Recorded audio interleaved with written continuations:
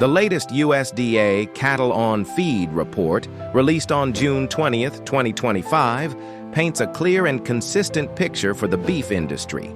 The supply of cattle continues to tighten, signaling strong price support for the remainder of the year. The monthly report, which surveys feedlots with a capacity of 1,000 or more head, is a crucial indicator of future beef supply.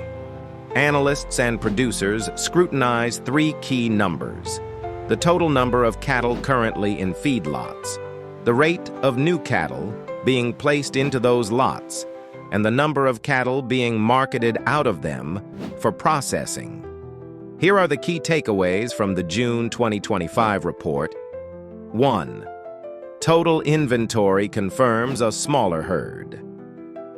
As of June 1st, 2025, the total number of cattle on feed was 11.4 million head, down 1% from the same time last year. While a 1% drop may seem small, it confirms the multi-year trend of a shrinking national cattle herd, which is currently at its lowest level in decades. This top-line number reinforces the fundamental supply crunch that has been driving cattle prices higher.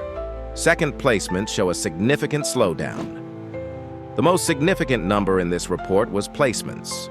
During May, only 1.89 million new cattle were placed into feedlots, a sharp 8% decrease from May 2024. This figure was lower than most pre-report trade estimates and is considered a bullish or price-supportive signal.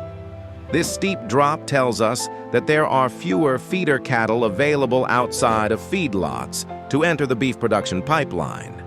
This is a direct consequence of past droughts that forced ranchers to reduce their herds and a slow start to herd rebuilding efforts. Contributing to the May decline were also temporary restrictions on cattle imports from Mexico, due to concerns over New World screwworm, which further limited the available supply for Southern Plains feedlots. 3. Marketings reflect the tight supply. The number of cattle sold for slaughter or marketings also saw a substantial decline. In May, 1.76 million head were marketed, a 10% drop from the previous year.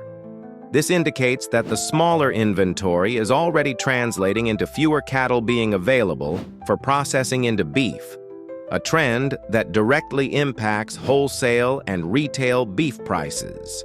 What this means for the market and consumers. In short, the June 2025 Cattle on Feed report provides concrete data backing the narrative of a tight supply. For cattle producers, the report is supportive of historically high cattle prices. With fewer cattle available now and in the coming months, as indicated by low placements, ranchers with available cattle hold significant market leverage. For the beef industry, meat packers will have to compete for a smaller pool of available cattle, which will likely keep wholesale beef prices elevated.